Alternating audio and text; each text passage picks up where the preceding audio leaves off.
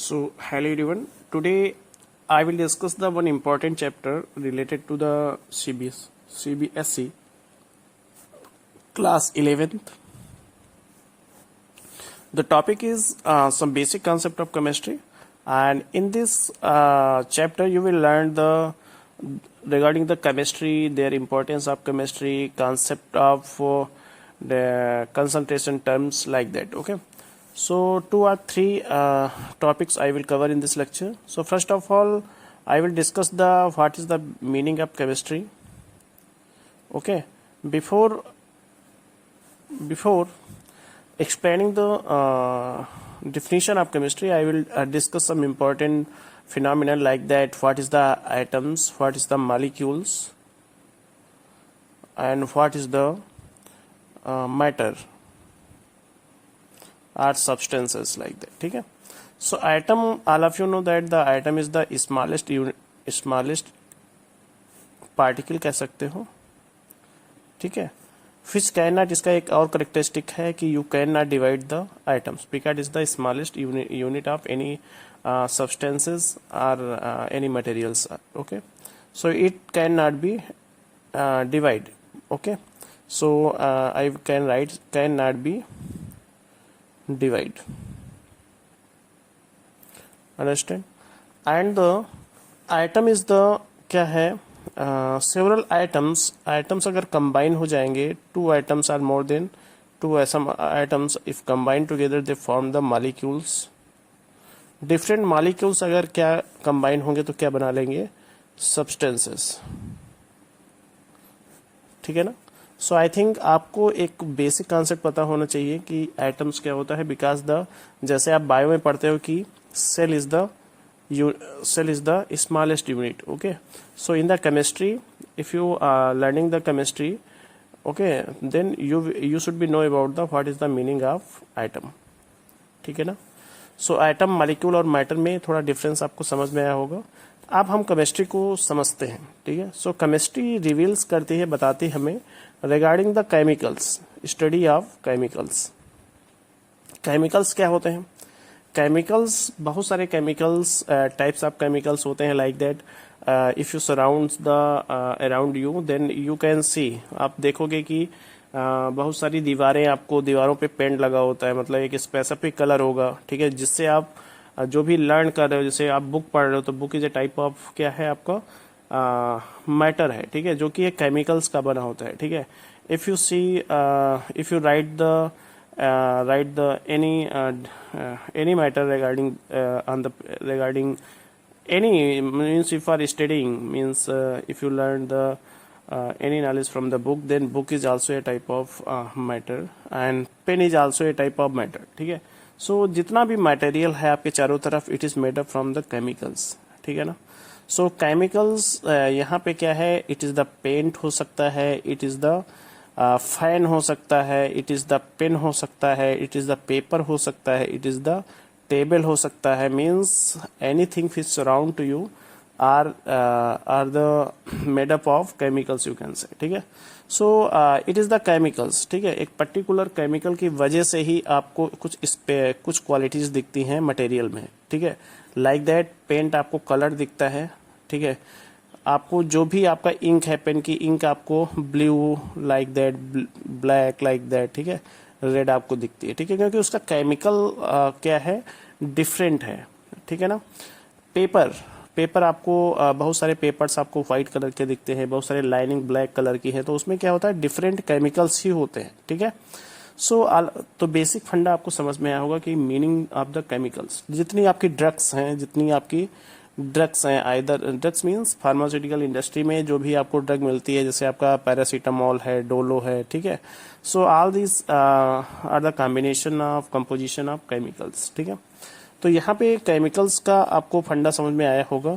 अब हम केमिकल्स का स्टडी करते हैं केमिस्ट्री में, और आप क्या करते हो इसमें, स्टडी करते हैं उसका प्रॉपर्टीज. ठीक है. उसका क्या स्टडी करते हो, उसका प्रॉपर्टीज स्टडी करते हो. प्रॉपर्टीज क्या होता है, प्रॉपर्टीज आपको दो टाइप का होता है, फिजिकल एंड केमिकल. ठीक है. Physical and chemical. फिजिकल क्या होता है, जो भी आप देखते हो उसकी फिजिक, उसकी क्या है, फिजिक मीन्स उसका जो अपीयरेंस है, ठीक है, उसको देख के आप कौन कौन सी क्वालिटी का पता लगा सकते हो, लाइक दैट उसका कलर कैसा है, ठीक है, उसका फेस कैसा है, सॉलिड है, लिक्विड है, क्या है, ठीक है, ठीक है, उसका मेल्टिंग पॉइंट कितना है। So it all qualities comes under the physical properties, ठीक है। केमिकल प्रॉपर्टीज की जब भी हम बात करते हैं, इसमें क्या है, हम केमिकल रिएक्शंस की बात करते हैं, इसमें कुछ नया आपको मिलेगा। केमिकल रिएक्शंस की बात करते हैं, ठीक है, कुछ नया हम फॉर्म कर सकते हैं, ठीक है। सपोज दैट आप किसी की प्रॉपर्टी पढ़ रहे हो, लाइक दैट हम सोडियम की प्रॉपर्टी पढ़ रहे हैं, तो सोडियम अगर वाटर से रिएक्ट कर रहा है तो नया कुछ बना रहा है, ठीक है। So new properties under comes to the chemical properties, ठीक है। New chemicals can be form, ठीक है, ठीक है। तो बेसिक कॉन्सेप्ट आपको समझ में आया होगा हम कहना क्या चाह रहे हैं, ठीक है।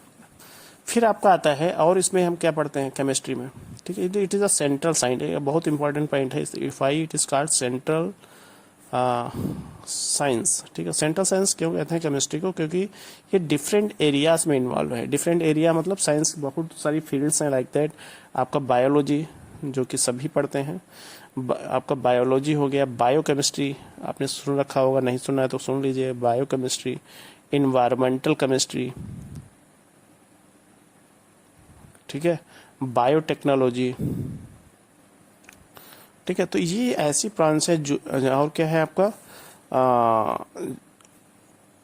जियोग्राफी, ठीक है।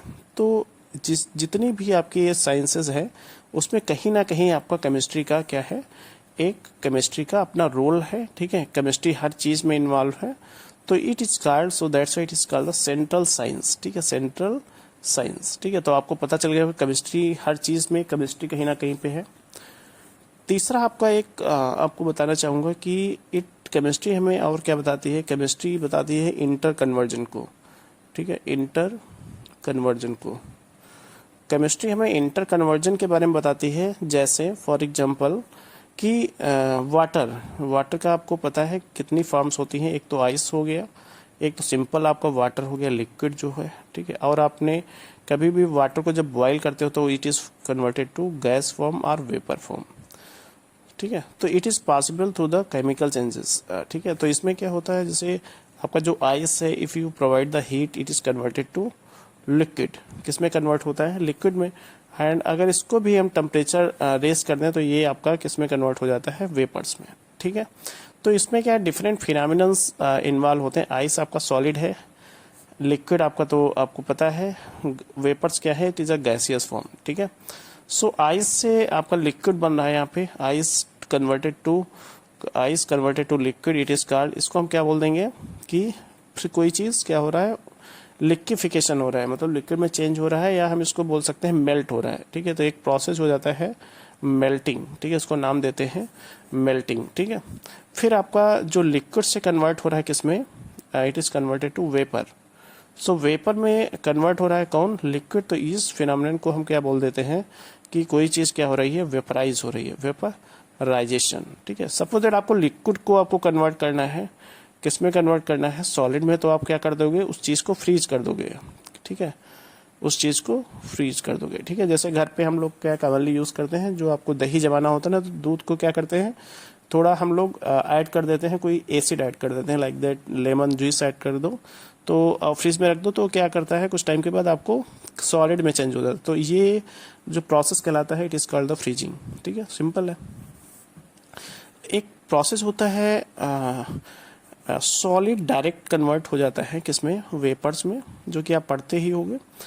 अगर solid without going to the liquid phase it is converted to vapour, then it is called the क्या कहलाएगा बेटा, it is called the vaporisation.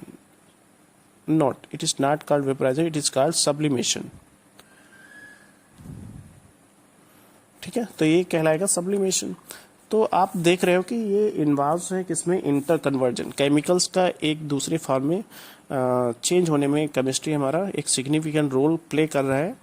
सो ये हो गया आपका केमिस्ट्री का एक डिफिनीशन हो गया कि केमिस्ट्री का डिफिनीशन क्या है। ठीक है. So study of chemicals, their properties, interconversions etcetera included in the area of chemistry. It also play important role in the central science, ठीक है, because it involves in the chemistry, biochemistry, biology, geography, zoology. There are several branches in which it includes. ठीक है. The second one I will discuss the importance of chemistry. Importance क्या होता है कि chemistry का role कहाँ कहाँ है. तो आपको आधे रोल तो यहाँ पे पता चल गए होंगे कि केमिस्ट्री कहाँ कहाँ पे काम कर रही है. केमिस्ट्री का जो सबसे इम्पोर्टेंट रोल है, इट इज़ मेडिसिनल फील्ड. अगर ये फील्ड डेवलप नहीं होती तो बहुत सारे लोगों को बहुत ज़्यादा प्रॉब्लम्स हो जाती है. बिकॉज मेडिकल फील्ड में जितना भी जो कुछ भी है, इट क्या है, केमिकल्स है. वहाँ पे केमिकल्स किस फॉर्म में है, ड्रग के फॉर्म में है. ड्रग के फॉर्म में बहुत सारी ड्रग्स हैं, it is made up from the chemicals and it involves the prevention of several diseases. It involves the prevention of किसमें, सेवरल डिसीजेस. ठीक है, डिसीज बहुत सारी डिसीजेस में अपना एक प्ले इम्पोर्टेंट रोल. ठीक है. और इसको वो कोई भी डिसीज को हम प्रिवेंट करते हैं किसके द्वारा, ड्रग के द्वारा. So it comes under the chemotherapy.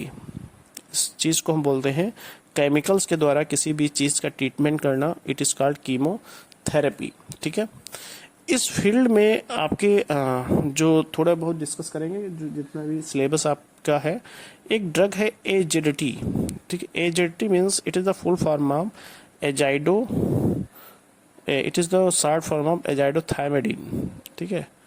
एजाइडोथायमिडीन एक ऐसी ड्रग है इट जो कि ट्रीट करता है जितने भी एड्स पेशेंट हैं. ठीक है. जितने भी एड्स पेशेंट हैं उनके ट्रीटमेंट के लिए, उनकी डिसीज को ट्रीटमेंट के लिए इस ड्रग का यूज करते हैं. और एक ये क्या है, एक वायरल डिसीज है. कैसी डिसीज है, वायरल डिसीज है. और जितनी भी ड्रग्स आपके वायरल डिसीज को ट्रीटमेंट के लिए यूज होती हैं उनको हम बोलते हैं एंटी वायरल ड्रग. क्या बोलते हैं, anti viral drug. Anti viral drug मतलब एंटी मीन्स होता है किसी चीज को कंप्रेस कर देना या डिस्ट्रॉय कर देना, उसको बोलते हैं एंटी. वायरस को किल कर रहा है इसलिए वायरस. ठीक है. तो एंटी वायरल बोल दिया. एंड आपको पता है कि जो एड्स का वायरस है, एड्स का जो वायरस है, इट इज वेरी डेंजरस. ठीक है. क्यों डेंजरस है, because it decreases the immunity of the system, immunity of the body, immunity of the body. अब आपको ये भी पता है कि इम्यूनिटी कहाँ पे इन्वॉल्व होती है, इम्यूनिटी इन्वॉल्व होती है डिफेंस सिस्टम में.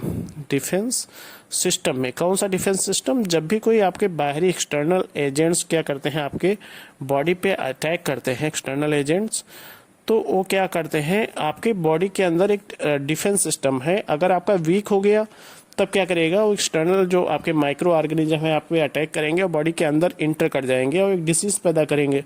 बट आपका डिफेंस सिस्टम अगर मजबूत है, स्ट्रांग है, देन वो क्या करेगा, आपकी बॉडी सिस्टम उस बैक्टीरियल डिसीज को इंटर नहीं होने देगा. बट एड्स का वायरस क्या है, ये इंटर होते ही आपके डिफेंस सिस्टम को क्या करता है, अटैक करता है और वीक कर देता है. वीक, इससे क्या हो जाता है, week immune system. Week immune system से ये होगा कि बाहरी एक्सटर्नल एजेंट्स आपकी बॉडी पे अटैक करेंगे, several diseases will cause, several diseases will काज करेंगे. ठीक है. और आपकी बॉडी क्या हो जाएगी, कुछ टाइम के बाद डेथ हो सकती है. ठीक है. So it is a very lethal disease known as AIDS. The full name of AIDS is acquired immuno deficiency syndrome. ठीक है. It is a type of syndrome which attack on the immune system, so that's why it is the acquired immunodeficiency syndrome. और इसका जो आपका virus है, इसका जो name है HIV. HIV मीन्स होता है ह्यूमन इम्यूनो वायरस, जो एड्स को क्या करता है, प्रोड्यूस करता है, डिसीज को जन्म देता है, उसको हम बोलते हैं HIV. ठीक है. सो इस ट्रीटमेंट के लिए कि हमारा इम्यून सिस्टम बना रहे, सपोज दे किसी को एड्स हो जाता है, उसके ट्रीटमेंट के लिए हम एजेडिटी यूज करते हैं. एजेडिटी, एजाइडोथायमिडीन. और ये क्या है, एक केमिकल्स है. ठीक है. एक केमिकल्स है. ठीक है. जो कि लेबोरेटरी में प्रिपेयर किया गया. दूसरा जो ड्रग है हम बात करेंगे सिस्प्लेटिन. सिस्प्लेटिन के बारे में डिस्कस करेंगे. एक और ड्रग है आपका टैक्सोल। दोनों drug very important for the treatment of किसके, कैंसर डिसीज। कैंसर डिसीज को ट्रीट करने के लिए इसको हम बोलते हैं एंटी कैंसर। एंटी कैंसर्स कौन कौन सी, सिस्प्लेटिन एंड टैक्सोल, जो कि आपके सिलेबस में, but there are several other anti cancer agents are also available in the market, but cisplatin, why it is called cisplatin, why it is not platin, because it is the platinum complex। ठीक है, अगर हम देखेंगे इसका structure तो कुछ यूं होता है, प्लेटिनम सेंटर में होता है, प्लेटिनम सेंटर में होता है, और इसके चारों तरफ दो क्लोरीन और दो अमोनिया के मॉलिक्यूल्स क्या होते हैं, अटैच होते हैं, और कुछ जियोमेट्री आपका इस तरह से होता है। ठीक है, this type of geometry is called square planar. Square form में है, प्लेन पे है, प्लेन मतलब पेज पे है, तो इसको स्क्वायर प्लेनर बोल दिया। सिस इसलिए बोलते हैं क्योंकि इसमें दोनों group on the same side, तो इट इज कॉल्ड सिस। इसका जो दूसरा आपका है ट्रांसप्लेटिन, इसका जो दूसरा फॉर्म है ट्रांसप्लेटिन, वो क्या है, इनएक्टिव है, क्योंकि आपके बॉडी के अंदर क्या होते हैं, बहुत सारे रिसेप्टर्स होते हैं। सपोज दैट ये आपके सेल्स है और उस पर ये रिसेप्टर बना हुआ है। ठीक है, तो ये ड्रग जाएगी, इस पे क्या करेगी, जाके बैठ जाएगी, जिसमें NH3 एक साइड है और NaCl एक साइड है। बट अगर आपका ट्रांसप्लेटिन आएगा तो NH3 और Cl एक साइड होंगे, तो ये आपका जो अटैचमेंट सेल से होगा ये क्या होगा, वेरी करेगा, सो ये आपका इनएक्टिव है। ठीक है, तो ये हो गया आपका सिस्प्लेटिन। दूसरा जो टैक्सोल है, दूसरे आपका क्या है, टैक्सोल है। Taxol is the plant derived drug. क्या है, एक प्लांट है, उससे क्या किया गया, आइसोलेट किया गया, प्लांट ड्राइव ड्रग है। बहुत सारी ड्रग्स ऐसी होती हैं जो प्लांट का जो केमिकल इकट्ठा किया जाता है, उसमें केमिकल्स को चेक किया जाता है, और उसमें क्या है, एक पर्टिकुलर नाम दे दिया साइंटिस्टों ने, इसका नाम है टैक्सोल। इस टैक्सोल इसीलिए इसको बोलते हैं, किससे डिराइव्ड है, किससे पाई गई, प्लांट से पाई गई, सो it is plant derived drug. इसको लेबोरेटरी में लोगों ने बनाया और इस पे काम किया, थोड़ा इसका स्ट्रक्चर मॉडिफाई किया, और टैक्सोल के बहुत सारे डेरिवेटिव्स बना दिए। डेरिवेटिव्स मतलब टैक्सोल तो होगा ही होगा, अदर ग्रुप भी ऐड किया उसमें, so it is called taxol derivatives. ठीक है, so it is the some important drugs which have discuss in this lecture. So यहाँ पे अदर जो आपका केमिस्ट्री का इम्पोर्टेंस है for synthesis of optical fibre, for synthesis of polymers, आपको पता होगा बहुत सारे पॉलीमर्स हैं, जैसे like bakelite, buna S, isoprene, like that. ठीक है, बहुत सारे आपके other you can say magnets वगैरह बनाए गए इससे, केमिकल्स का यूज़ करके। बहुत सारे फाइबर्स बनाए गए, बहुत सारे अदर अगर हम इसका एप्लीकेशन देखेंगे तो in the area paint industry, paper industry. ठीक है, बहुत सारी ऐसी एरियाज हैं जिसमें केमिस्ट्री इन्वॉल्व है। ठीक है, सो इतना शायद आपके लिए कोर्स के लिए काफ़ी होगा। ठीक है, बट डिस्कस कर सकता हूँ, but it is enough for you. अब तो यहाँ पे केमिस्ट्री और केमिस्ट्री का जो इम्पोर्टेंस है ख़त्म होता है। 2-3 टॉपिक और हम इसमें डिस्कस करेंगे, लाइक दैट। एक बहुत इम्पोर्टेंट टर्म है, जब भी हम केमिस्ट्री में जाते हैं तो मोल्स पढ़ते हैं। जब भी हम केमिस्ट्री के अंदर जाते हैं मोलरिटी कॉन्सेप्ट आता है। जब भी हम केमिस्ट्री के अंदर पढ़ते हैं मोलरिटी कॉन्सेप्ट बहुत इम्पोर्टेंट है, आता है। जब भी केमिस्ट्री के अंदर जाओगे आपको मोल फ्रैक्शन मिलेगा ही मिलेगा, कंसंट्रेशन टर्म, मोल फ्रैक्शन, इतनी चीज़ें आपको आनी चाहिए। ठीक है, क्योंकि एग्जाम पॉइंट ऑफ व्यू भी इम्पोर्टेंट है। थोड़ा बहुत डिस्कस करेंगे, बहुत ज़्यादा नहीं डिस्कस करेंगे। मोल्स क्या होता है, सपोज दैट हम बात करते हैं कि मोल्स होता है बेटा किसी भी कंपाउंड के, अगर आपको मोल्स कैलकुलेट करना है, इसको यन से रिप्रेजेंट करते हैं, इसको यन से रिप्रेजेंट करते हैं, तो मोल्स का जो फार्मूला निकलता है मास अपान मोलर मास निकलता है, मास अपान मोलर मास निकलता है। मास सपोज दैट आपका दिया है 49 ग्राम NaOH, तो मास इसमें कितना हो गया आपका 49 हो गया। मोलर मास मतलब हो गया कि उसके जितने भी एटम्स हैं, NaOH में क्या है, सोडियम है, ऑक्सीजन है, हाइड्रोजन है। सोडियम का एटॉमिक वेट 23 है, ऑक्सीजन का 16, हाइड्रोजन का 1। सो अगर हम ऐड करेंगे तो ये आ जाएगा 40। तो इसका मोल्स कितना आ जाएगा, इसको करोगे सो 1 पॉइंट समथिंग एक्स समथिंग आएगा आपका। ये क्या आ गए, इसके मोल्स आ गए, ठीक है, 1.2 1.3 जैसा भी हो। तो मोल्स कैसे हम कैलकुलेट करेंगे आपको पता हो गया।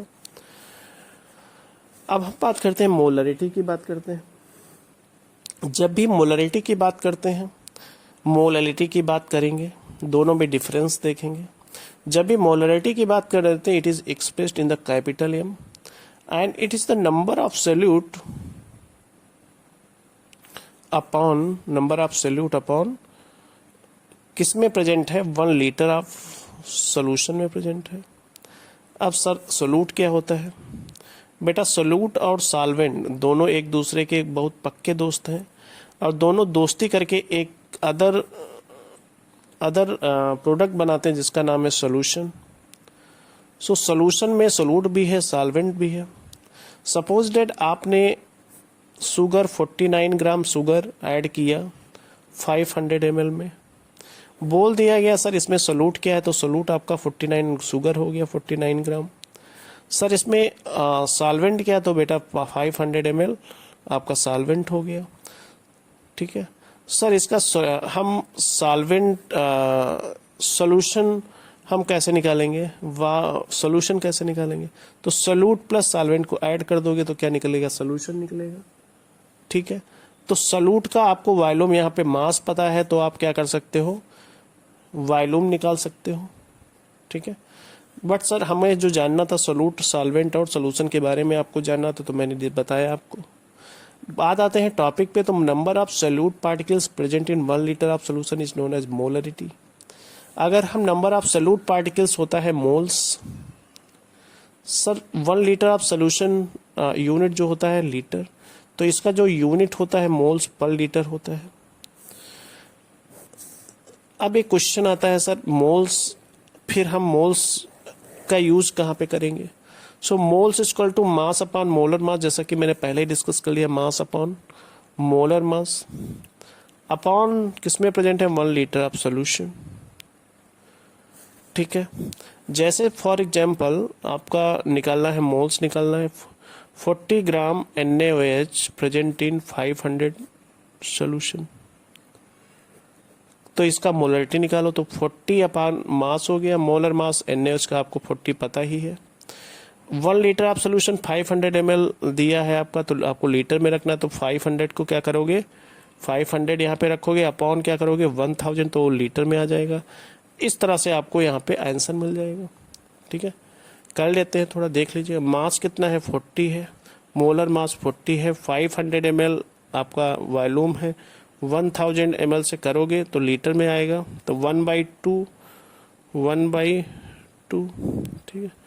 तो ये आपका कितना आ गया, 1/2 आ गया, मतलब 2 पंचे 10 आ गया, 0.5 मोल्स आ गए। आई थिंक आपको समझ में आ रहा होगा। मोलरिटी और मोलरिटी एक दूसरे के बहुत क्लोज हैं, पास पास घर के रहने वाले हैं, बट थोड़ा बहुत पास पास आपके पास भी घर होंगे, उसमें पर्सन टू पर्सन थोड़े बहुत कैरेक्टर डिफरेंस आता ही आता है। तो मोलरिटी सर क्या है, so molarity is the number of solute present in 1 kilogram of solvent. Sir इसमें क्या डिफरेंस है, तो आपको दिख रहा होगा, it is 1 litre of solution, it is 1 kilogram of solvent. इसमें क्या सोल्यूशन, इसमें सॉल्वेंट, सर इसमें लीटर है, इसमें किलोग्राम है, मास दिया सर, इसमें लीटर दिया, सो it is the basic difference between two. अब थोड़ा बहुत अगर डिफरेंस है तो इसका यूनिट का भी डिफरेंस है, मोल पर क्या हो जाएगा, किलोग्राम, इसका यूनिट हो गया। सर इसको हम रिप्रेजेंट करते हैं m से, स्मॉल m से, ठीक है ना। आपको समझ में थोड़ा बहुत आया होगा, ठीक है। अगर हम सपोज दैट इसका ही मोलरिटी निकालना है, 540 ग्राम NaOH present in 500 of solution, तो आपको सॉल्वेंट का क्या करना है, आपको सॉल्वेंट का वेट मास निकालना है। तो आपको पता है, हम थोड़ा हिंट देंगे आपको, मास अपॉन मोलर मास अपॉन क्या हो जाएगा, 1 किलोग्राम ऑफ सॉल्वेंट तो मास जो आएगा आपका किस में आएगा, ग्राम में आएगा।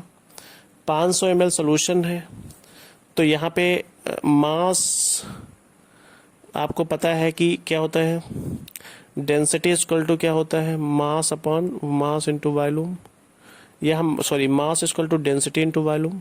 डेंसिटी मान लो वाटर की 1.0 है, वॉल्यूम कितना है दिया है, वॉल्यूम 500, तो ये आपका 50 आ गया। तो मास आपका 50 ग्राम आ गया। तो मास अगर 50 ग्राम है तो 500 ml सोल्यूशन है, 50 मास अपन निकाला है जो कितना है 5 ग्राम है, ठीक है। 5 ग्राम आपको क्या मिल गया, मास मिल गया। तो इसको हम मास तो निकल गया आपका, तो इसको अगर किलोग्राम में तो 5/1000 कर दीजिएगा, फार्मूला लगा दीजिएगा, आपको आंसर मिल जाएगा सर। तो आई थिंक आपको ये समझ में आ गया होगा। अब हम बात करते हैं मोल फ्रैक्शन की। मोल फ्रैक्शन आपको एक बीकर में चीनी मीन्स शुगर, वाटर दिया गया, इसमें क्या है शुगर है प्लस चीनी है। सर ये हमें क्यों समझा रहे हैं, बेसिक क्वेश्चन है। तो शुगर प्लस सॉल्वेंट क्या होता है, सोल्यूशन बना लेगा। चलिए हम बीकर में मान लिया एक सोल्यूशन है जिसमें सॉल्यूट है आपका, शुगर है 1 पार्ट, सॉल्वेंट है आपका 3 पार्ट। तो सर इसके मान लिया हम Na मोल्स, इसके मान लिया Nb मोल्स। Na मोल्स क्यों माना, क्योंकि मान लो A आपका सोल्यूट है, B आपका सॉल्वेंट है। तो इसका सर मोल x से आपने क्यों लिख दिया, बिकॉज मोल फ्रैक्शन को हम x से रिप्रेजेंट करते हैं। तो मोल फ्रैक्शन ऑफ A क्या हो जाएगा सर, मोल्स ऑफ Na हो जाएगा अपॉन टोटल मोल्स हो जाएगा जो आपके सोल्यूशन में प्रेजेंट है। सर Na आपका कितना है 1 है, सर 1 लिख दिया। NaNb कितना हो जाएगा, टोटल हो जाएगा, तो 1/4 हो जाएगा सर, 0.25 आना चाहिए, हाँ बिल्कुल आना चाहिए। फिर आपका mole fraction of B, mole fraction of sir 0.25 तो आ गया इसका, तो मोल फ्रैक्शन B निकालो तो 3 ऊपर आ जाएगा, तो Nb/Na प्लस Nb। तो आपको ये पता चल गया होगा कि ये कितना 0.75 आ जाएगा। हमेशा सर आपको ये बता दें कि जब भी आप मोल्स ऑफ x से निकाल रहे हो, आपने निकाल लिया 0.25, तो सर आपका मोल्स ऑफ x से सोल्यूशन में moles of x equal to 1 होता है। तो सर हम अगर x से हमने 0.25 निकाल लिया है, तो हम सर x भी अगर निकालना चाहें तो 1 माइनस कर दें 0.5 के, तो हमें मिल जाएंगे, हाँ सर मिल जाएंगे। तो आप इस तरह से भी कर सकते हो, बट आप इस तरह से भी कर सकते हो। मान लो इसको आपके सोल्यूट 2 टाइप के हैं, A प्लस B, तो सेम आपको इसी तरह से करना होगा, तब फार्मूला आपके mole fraction of A change हो जाएगा, Na प्लस NB, 3 सिस्टम है तो एक और बढ़ा लो, NC हो जाएगा। तो मोल फ्रैक्शन आपको समझ में आ गया होगा आई थिंक, ठीक है। So it is very important topic, I have very slowly and very patiently discussed here, okay. I think आपको समझ में आया होगा चीज़ें। नेक्स्ट वीडियो में हम लेके आएंगे इक्विवेलेंट मास, कुछ वॉल्यूम के टर्म्स में आएंगे, कुछ अदर कंसंट्रेशन टर्म्स के बारे में डिस्कस करेंगे, ठीक है, which will be useful, very useful for you. अगर आपको सर चैनल थोड़ा बहुत समझ में आया हो, हमारा जो लेक्चर है, तो सब्सक्राइब करना बिल्कुल ना भूलें, ठीक है। चैनल आपके भरोसे है सर, ठीक है। So thank you for that, okay.